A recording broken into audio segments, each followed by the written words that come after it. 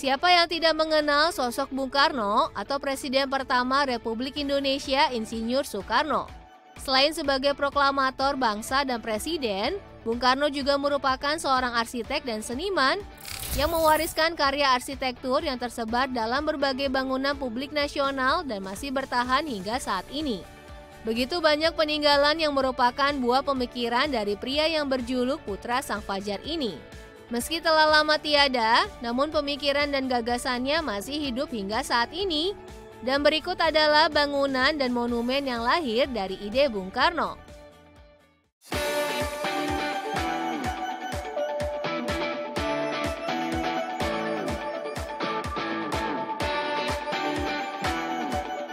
Setelah sebelumnya Yogyakarta sempat menjadi ibu kota negara, kemudian pada tahun 1950, ibu kota kembali ke pangkuan kota Jakarta. Seketika itu juga Soekarno selaku presiden pun langsung berhasrat membangun satu simbol untuk mempresentasikan karakter bangsa.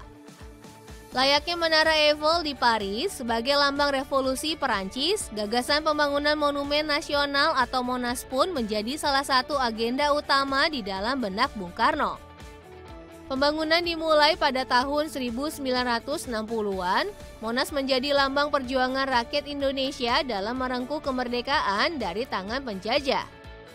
Tidak mudah untuk membangun monumen setinggi 132 meter ini, memakan waktu 14 tahun hingga akhirnya pembangunan ini pun rampung dikerjakan. Selain itu, dalam prosesnya Soekarno tidak menemukan karya yang sesuai dalam sayembara pembangunan Tugu Monas, sehingga beliau menunjuk langsung Frederick Silaban dan R.M. Sudarsono sebagai arsitek monumen yang di atasnya dilapisi emas tersebut. Tak main-main, tugu yang menjadi ikon kota Jakarta ini dibuat dari beton dan besi pilihan, serta batu pualam yang tahan gempa dan tidak lekang digerus zaman, setidaknya hingga 1000 tahun ke depan. Dan terbukti, hingga kini Monas masih tetap gagah berdiri dan menjadi salah satu objek wisata populer di Jakarta.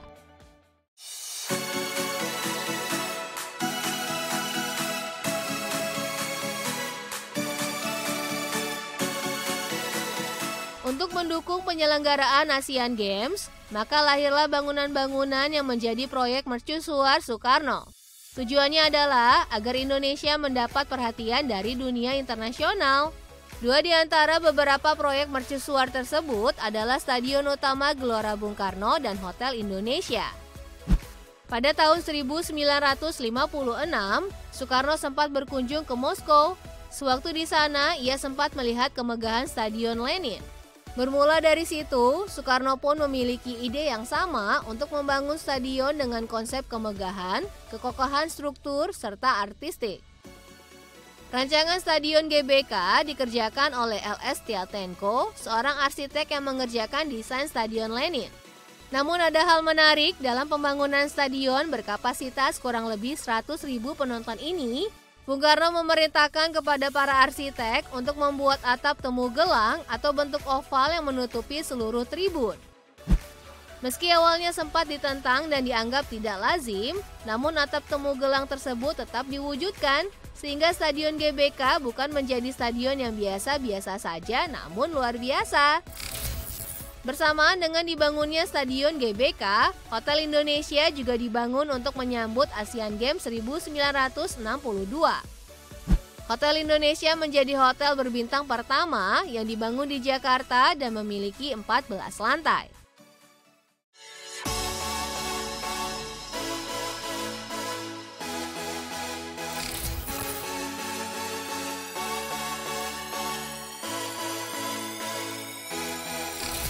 Dua patung yang bertekstur kasar dan keras ini merupakan karya pematung legendaris Edi Sunarso. Cerita patung Dirgantara dimulai pada tahun 1965. Soekarno meminta Edi membuat patung untuk mengenang jasa para penerbang Indonesia. Edi pun merealisasikan pesanan Bung Karno dengan membuat patung setinggi 11 meter tersebut dan diletakkan di daerah Pancoran. Sedangkan patung pembebasan Irian Barat lahir karena Soekarno menganggap bahwa patung J.P. Kon, gubernur VOC yang lebih dulu ada di lapangan Banteng, adalah simbol warisan kolonial yang tidak sesuai dengan negeri ini. Itulah alasan kenapa Bung Karno berinisiatif menggantikannya dengan patung yang menjadi simbol para pejuang Trikora dan masyarakat Irian Barat yang memilih menjadi bagian dari Republik Indonesia.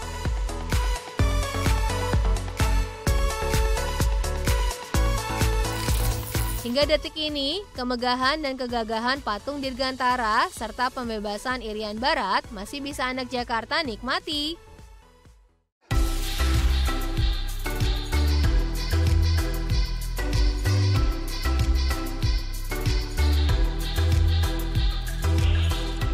Tempat ibadah yang berada di tengah kota Jakarta ini merupakan salah satu bangunan buah pemikiran Bung Karno. Frederick Silaban merupakan arsitek pemegang sayembara yang diadakan kala itu. Pembangunan pun dimulai pada tahun 1961, walau sempat ada polemik karena Silaban adalah seorang Nasrani, namun hal itu tidak sampai menghambat pembangunan Istiqlal. Kolaborasi Bung Karno dan Silaban inilah yang akhirnya membuat Jakarta mempunyai tempat ibadah yang begitu besar dan bergaya modern hingga kini.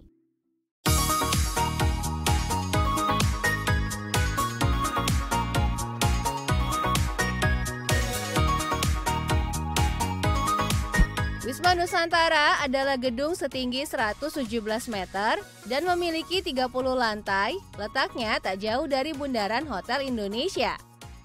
Bangunan ini lahir karena keinginan Soekarno untuk membangun gedung pencakar langit pertama di Indonesia.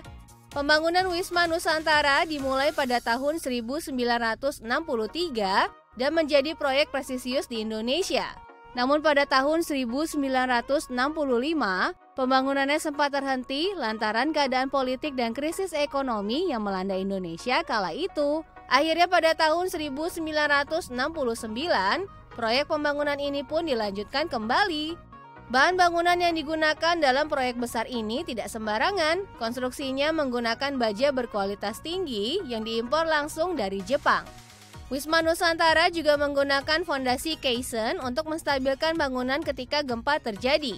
Fondasi ini masih diterapkan pada sebagian besar bangunan air seperti jembatan dan pelabuhan yang harus menahan air atau angin kencang.